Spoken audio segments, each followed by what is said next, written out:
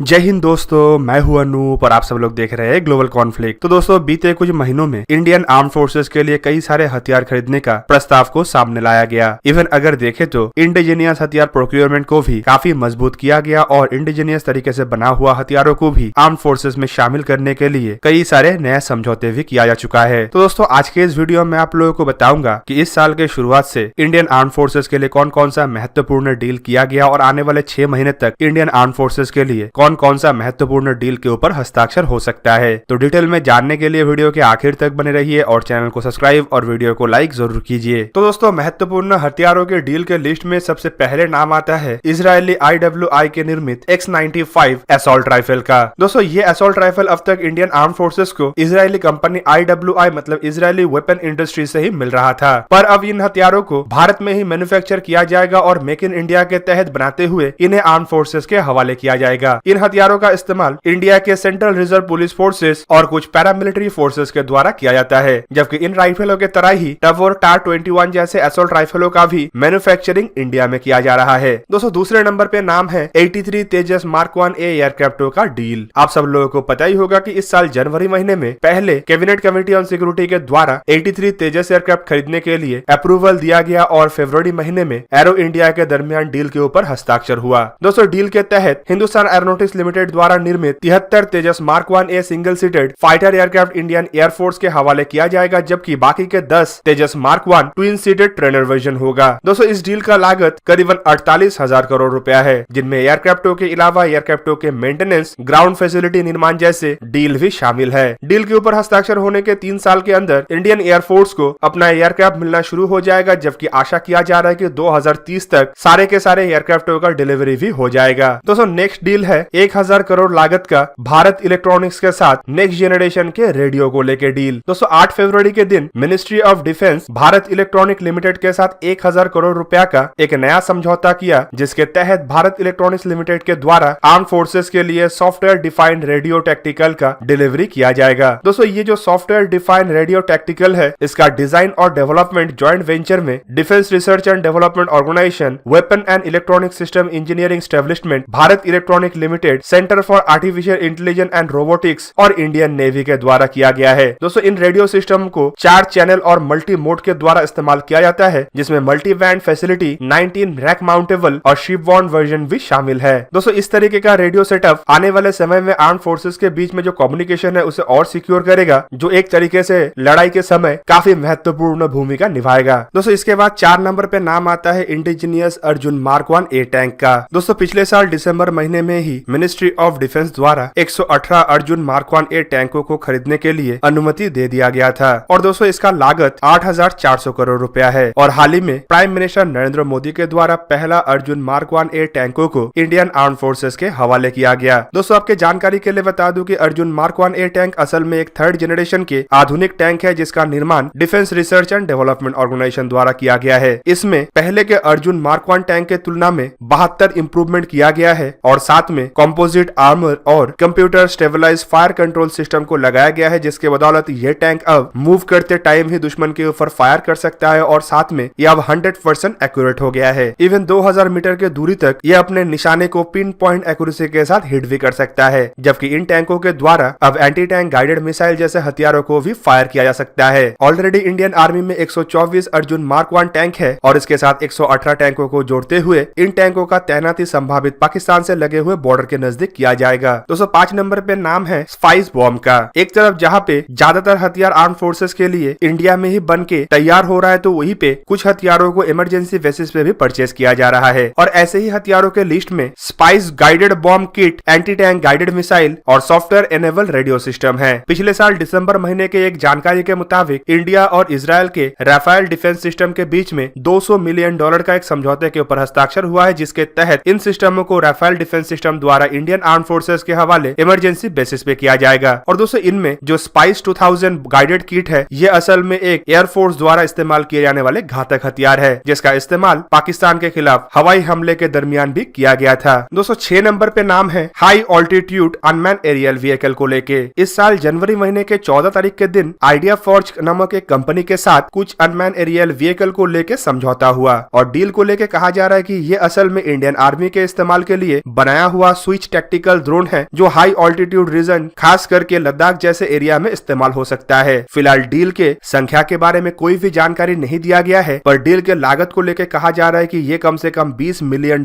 मतलब 140 करोड़ रुपया का समझौता है। दोस्तों समझौते में जो आइडिया फॉर्ज नामक कंपनी के साथ आगे बढ़ा गया है, इस कंपनी को कई सारे रेपुटेड कंपनियों ने मिलकर बनाया है, जिनमें इजराइल के नामी यूएवी मैन्युफैक्चरर एल्विट सिस्टम, भारत के Tata group, dynamic technology limited और VTOL एविएशन जैसे कंपनी शामिल है। दोस्तों 7 नंबर पे है इंडियन आर्मी के लिए खरीदे जाने वाले कार्बाइन का। आप सब लोगों को पता ही होगा कि हाल ही में आर्मी की तरफ से एक फ्रेश रिक्वेस्ट फॉर इंफॉर्मेशन जारी किया गया, जिसके तहत आर्मी के जरूरत के लिए 93,895 कार्बाइनों को परचेस किया जाएगा, जबकि इससे पहले ऐसा ही एक सिमिलर डील के लिए यूएई के कंपनी कैरेकल को चुना गया था, लेकिन बाद में उस डील को रद्द किया गया। इस बार के नया रिक्वेस्ट फॉर इंफॉर्मेशन के मुताबिक ये काफी तेज गति से हासिल किया जाएगा और इसे सप्लाई करने के लिए दुनिया के महत्वपूर्ण और बड़े बड़े कंपनी द्वारा भागीदारी लिया जा रहा है, जिनमें कैरेकल, सिक्सूरी, बैरेटा और क्लशनकोव जैसे कंपनी तो शामिल है ही, साथ में भारत के कुछ हथियार मैन्युफैक्चरर जैसे कि ordnance factory boat, Reliance defence, SSS defence, Bharat forge, PLR system जैसे कंपनी भी शामिल है। दोस्तों 8 नंबर पे नाम है नया जनरेशन के आई ऑन द स्काई मतलब एवेक्स एयरक्राफ्टों का। दोस्तों मेक इन इंडिया को आगे बढ़ाते हुए हाल ही में defence research and development organisation को 6 नया जनरेशन के आई ऑन द स्काई मतलब एवेक्स एयरक्राफ्टों को बनाने के लिए परमिशन दे दिया गया है। और दोस्तों इसका लागत करीबन 10,944 करोड़ रुपया हो सकता है और इस प्रोजेक्ट में DRDO द्वारा नेत्र एवेक्स के ही तर्ज पे नया एवेक्स का निर्माण किया जाएगा। इसे इंडियन एयरफोर्स के लिए एक महत्वपूर्ण डील माना जा रहा है और संभावित ये आने वाले कुछ महीनों के अंदर हस्ताक्षर भी हो जाएगा। दोस्तों इस डील के लिए DRDO द्वारा एयरबस कंपनी से एयरक्राफ्टों को भी हासिल किया जाएगा और उसके बाद उसके ऊपर रडार इक्विपमेंट और अन्य इक्विपमेंटों को लगाया जाएगा। इस तरीके का इक्विपमेंट आने वाले समय में इंडियन एयरफोर्स के एयर सर्वेलेंस कैपेबिलिटी को मजबूत करेगा और साथ में कमांड एंड कंट्रोल सिस्टम को भी और मजबूत करेगा। दोस्तों 9 नंबर पे नाम है नेवी के अनमैन एरियल व्हीकल। पिछले साल सितंबर महीने में ही डिफेंस मिनिस्टर राजनाथ सिंह के नेतृत्व वाला डिफेंस एक्विजिशन काउंसिल द्वारा नेवी के शिपबॉर्न अनमैन एरियल व्हीकल के कॉन्सेप्ट को हरी झंडी दिखाया गया। इसके तहत नेवी के लिए 1000 करोड़ रुपए के लागत से शिपबॉर्न अनमैन एरियल व्हीकलों को परचेस किया जाएगा, जो नेवी के सर्वेलेंस कैपेबिलिटी और समुद्र के अंदर ऑपरेशनल कैपेबिलिटी को मजबूत करेगा। दोस्तों इस प्रोजेक्ट के तहत किस तरीके के अनमैन एरियल व्हीकल नेवी में शामिल होगा और कितने संख्या में शामिल होगा, इसके बारे में फिलहाल तो कोई जानकारी नहीं दिया गया है, लेकिन नेवी के ताकत को मजबूत करने के लिए पिछले साल खबर यह भी आया था कि नेवी के लिए 2 अनमैन एरियल व्हीकल को अमेरिका से लीज में लिया गया और संभावित ऐसे और 10 अनमैन एरियल व्हीकलों को लीज में लिया जा सकता है। और दोस्तों सबसे आखिर में है हिंदुस्तान एरोनॉटिक्स लिमिटेड के तरफ से बनाया हुआ HTT-40 बेसिक ट्रेनिंग एयरक्राफ्ट। दोस्तों ये असल में इंडियन एयरफोर्स के पायलटों के बेसिक ट्रेनिंग के लिए हिंदुस्तान एरोनॉटिक्स लिमिटेड के तरफ से बनाया गया है। तेजस के बाद हिंदुस्तान एरोनॉटिक्स लिमिटेड के साथ होने वाला ये सबसे बड़ा डील होगा, जिसके पहला प्रोटोटाइप को दुनिया के सामने 2016 में हिंदुस्तान एरोनॉटिक्स लिमिटेड की तरफ से लाया गया था। दोस्तों संभावित अब इंडियन एयरफोर्स के हर तरीके के बेसिक ट्रेनिंग एयरक्राफ्ट की जरूरत हिंदुस्तान एरोनॉटिक्स लिमिटेड की तरफ से ही पूरा किया जाएगा और इसका ये पहला कदम है और माना जा रहा है कि आने वाले कुछ महीनों के अंदर इस डील के ऊपर भी हस्ताक्षर हो सकता है। तो दोस्तों ये था आज का वीडियो। अगर आपको वीडियो अच्छा लगा तो इसे लाइक कीजिए और मेरे चैनल को सब्सक्राइब कीजिए और साथ में बना हुआ बेल आइकन को प्रेस कर दीजिए ताकि आप मेरा वीडियो देख पाए सबसे पहले। जय हिंद।